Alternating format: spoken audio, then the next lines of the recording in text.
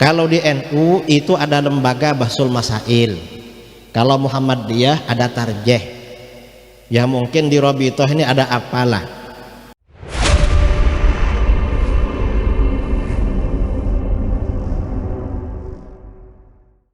Kemudian Allah juga menentukan kita sebagai umatnya juga tidak main-main.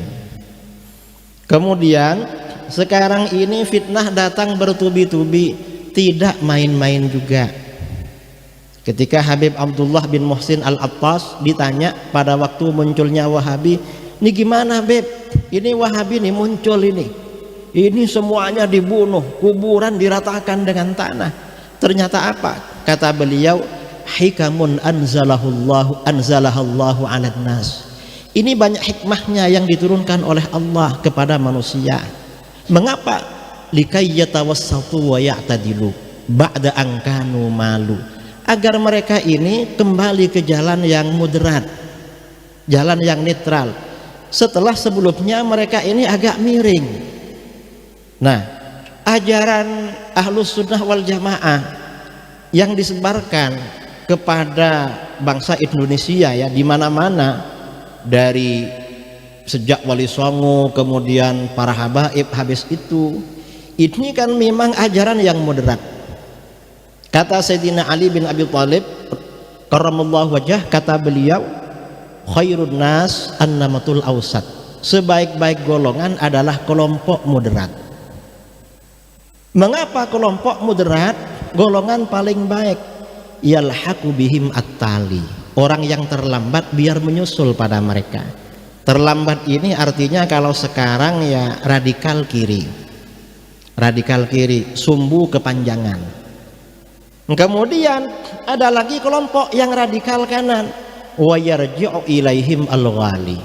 Lalu kelompok yang ghulat, kelompok yang berlebih-lebihan, yang ekstrim, itu agar mundur ke belakang, agar kembali kepada kelompok moderat ini. Nah, ini mungkin terjadinya fitan ya, fitan di akhir zaman ini. Ya mungkin karena ada memang saudara-saudara kita ini sudah agak miring-miring. Mungkin ada miring kanan, mungkin juga ada belok kiri, ada belok kanan. Akhirnya ya ada fitan-fitan ini agar umat Islam itu sadar kembali kepada jalan yang netral, jalan yang moderat. Dan ini pasti banyak hikmahnya. Mungkin kalau misalnya ini hikmah saja ya, tapi gak benar juga sebenarnya. Wahabi misalnya, seandainya gak ada Wahabi, mungkin sebagian saudara kita berlebih-lebihan di dalam hal tabarruk, tawassul, walaupun itu sebenarnya masyru'. Cuma kadang-kadang orang-orang awam itu kan keliru-keliru dalam tabarruk dan tawassulnya itu. Dan sekarang memang saudara kita ini sudah banyak yang keliru di dalam bab tabarruk. 20 tahun yang lalu, 25 tahun yang lalu, kalau kita ziarah ke sebagian makam Wali Songo di Ampel misalnya, laki dan perempuan itu terpisah. Yang perempuan sebelah timur, laki-laki sebelah barat. Belakangan ini laki-laki dan perempuan ngumpul. Jadi kadang-kadang baca Quran sendirian, tiba-tiba dikerubungi perempuan sekarang ini. Dan ini ya memang para asatid, para habaib perlu bersuara. Memang ini benar, tapi jangan terlalu begitu. Ini artinya kan memang dari waktu ke waktu memang perlu. Kemudian lagi seperti misalnya dulu karena masa mutaakhirin ini hanya merujuk kepada kitab Mu'tabarah, sampai-sampai lupa mempelajari kitab-kitab hadis, mempelajari tafsir. Setelah muncul aliran-aliran Wahabi ini, para asatid sekarang banyak mengoleksi kitab-kitab hadis. Karena apa-apa yang menjadi ajaran Ahlus Sunnah harus dibela dengan itu. Nah, ini poin pertama yang ingin saya sampaikan. Kemudian ini ada beberapa poin ya yang saya catat terkait dengan PR kita pada masa-masa yang akan datang, yang pada masa-masa sekarang ini. Jadi bahwa amar ma'ruf dan nahi mungkar itu wajib kita lakukan, dan setiap orang yang mampu. Cuman amar ma'ruf nahi mungkar ini harus bijak, kemudian harus mau'izah hasanah, dan melalui siasat yang baik, yang terpuji. Karena kalau enggak, nanti akan ada benturan dari pihak lain dan akibatnya tidak bagus. Ini seperti yang disampaikan ya oleh sebagian habaib. Habib Salim Asy-Syatiri berkata, kata beliau, al-ilmu laisa fawqahu hikmah walas siyasah akhiruhu khosasah. Ilmu itu kalau tidak bijak yang menyampaikan, memang di kitab itu ada, cuma yang menyampaikan tidak bijak, kemudian juga tidak siasah ya, tidak mengerti situasi dan kondisi, akhirnya justru kehinaan.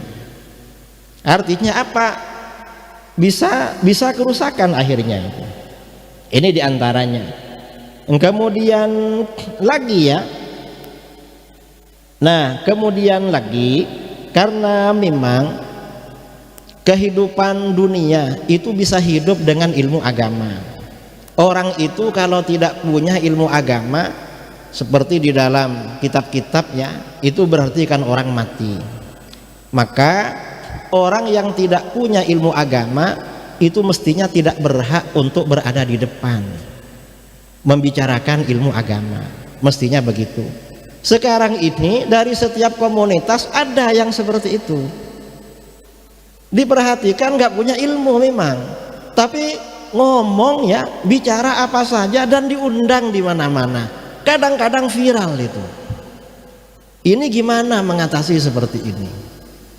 Mestinya orang ini masih belajar, bukan ceramah atau bukan majelis atau apalah, atau bikin konten. Kemudian juga yang perlu diketahui, situasi sekarang ini sudah berubah, gak sama dengan dulu. Karakter masyarakat juga berubah.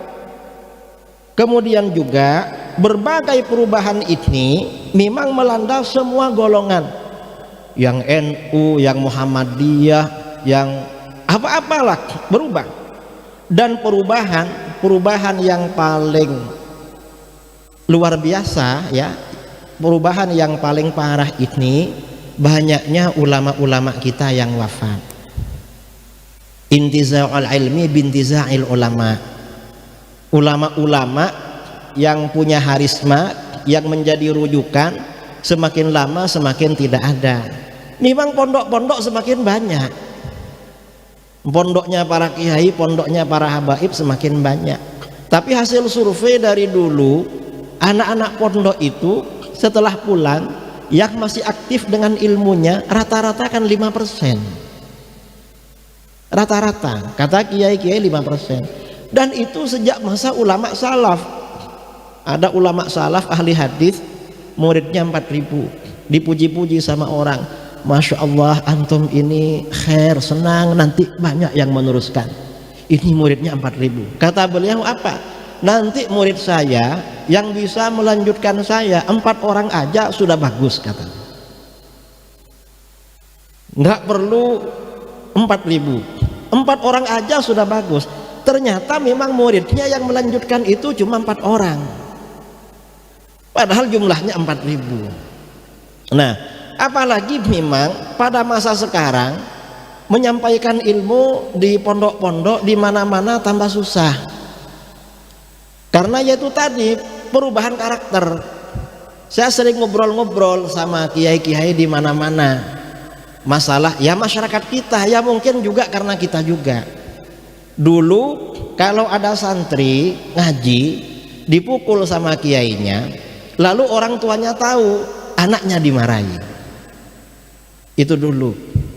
Sekarang ini kalau ada santri ada di pondok nakal, lalu telinganya diselentik ya, telinganya itu nanti anaknya lapor sama orang tuanya, kemudian orang tuanya nanti lapor polisi, ustadznya dipenjara 6 bulan. Dan ini ada saudara, ada sekarang. Kadang-kadang ini keluhan dari para kiai-kiai ya, para di mana-mana.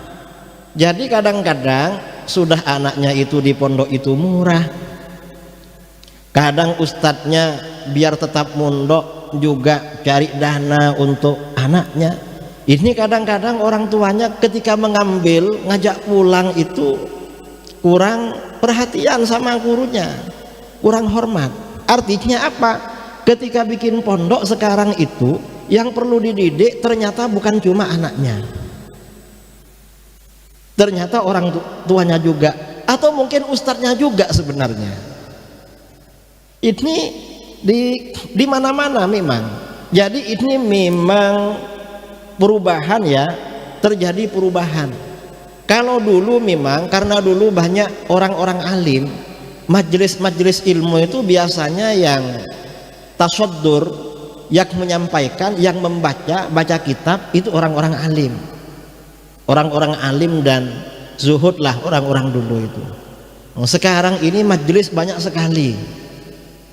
Ya kita tidak suudzon, karena sebagian dari sahibul majelis itu yang disampaikan tidak sesuai dengan ilmu kadang-kadang. Ini termasuk fitnah pada masa sekarang.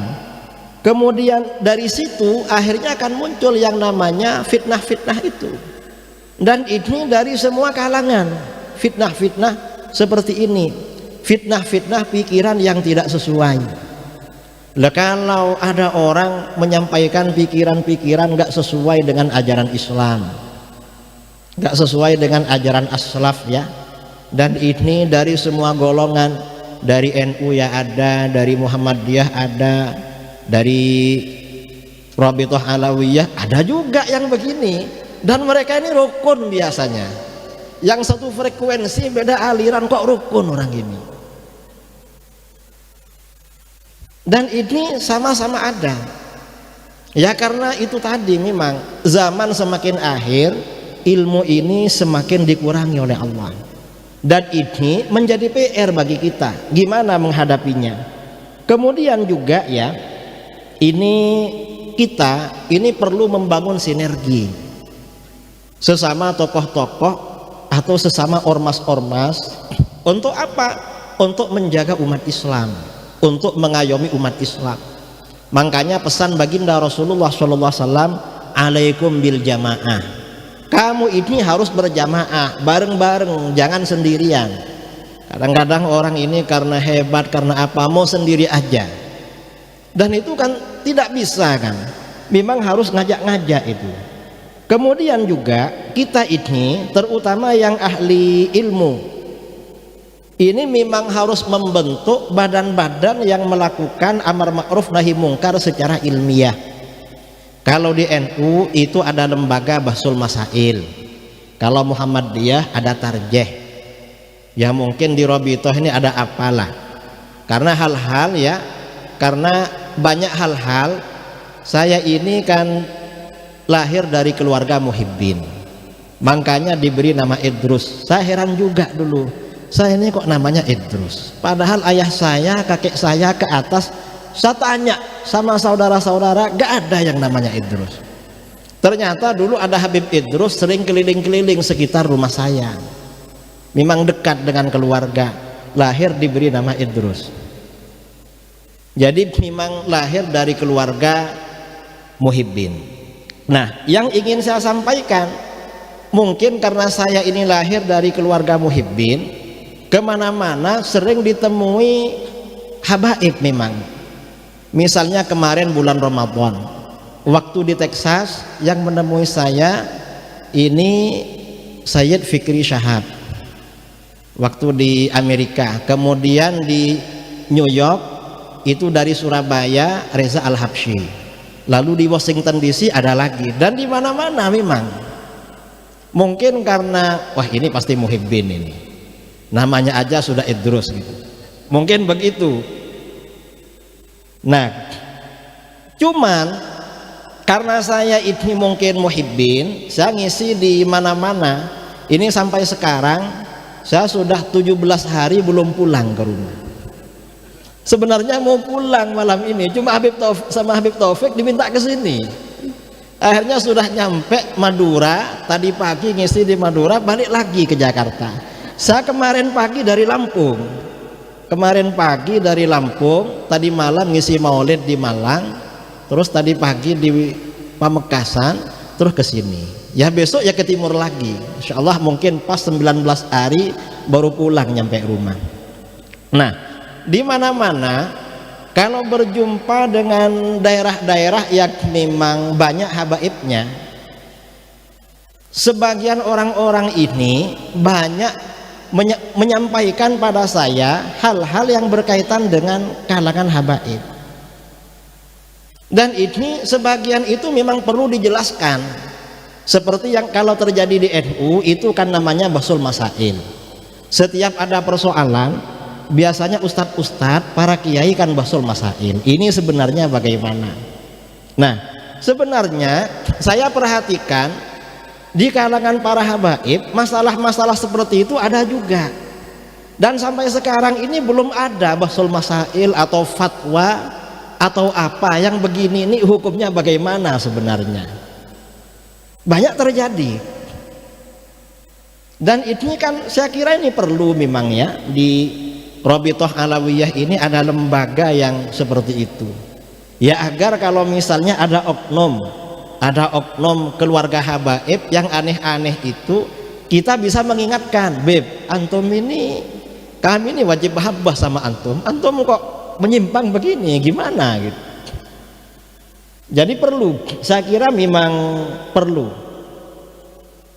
Jadi kalau ada hal-hal, ada orang ya bukan ahli ilmu berbicara agama, dan ini dari berbagai kalangan.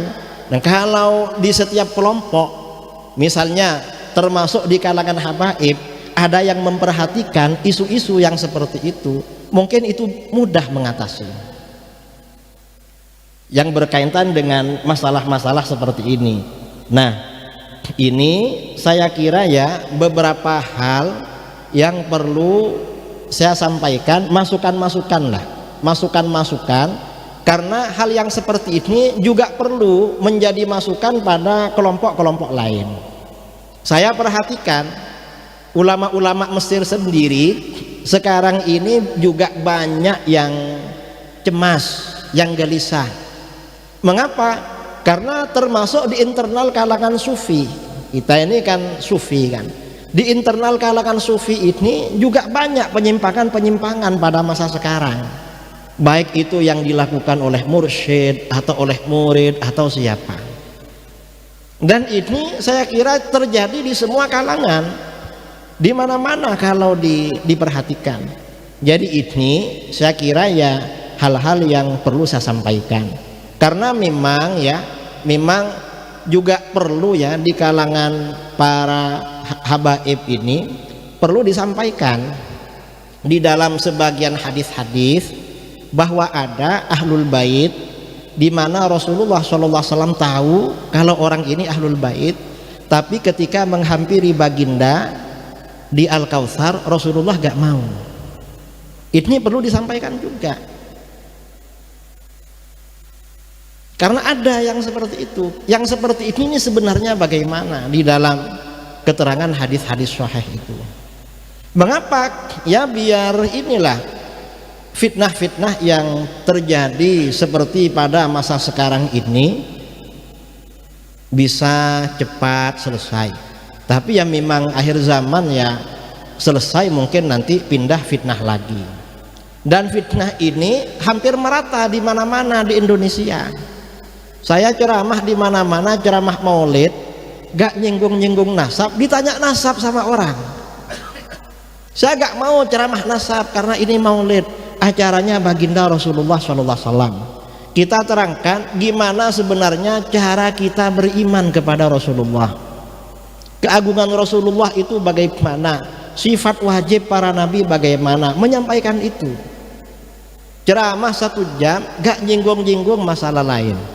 Setelah ada tanya jawab, selalu ada saja yang tanya soal nasab, padahal itu daerah pelosok.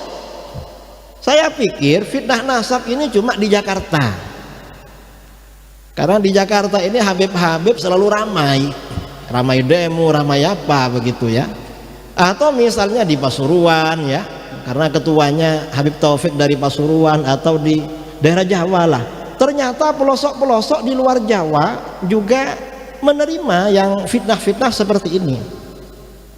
Ini gimana? Saya kira memang perlu kebijaksanaan lah dari kita semuanya, terutama para pakar, para alim, untuk mengatasi hal ini. Dan ini ya perlu diatasi seterusnya. Setiap ada persoalan memang perlu ada jawaban secara syar'i. Secara syar'i sebenarnya bagaimana jawabannya?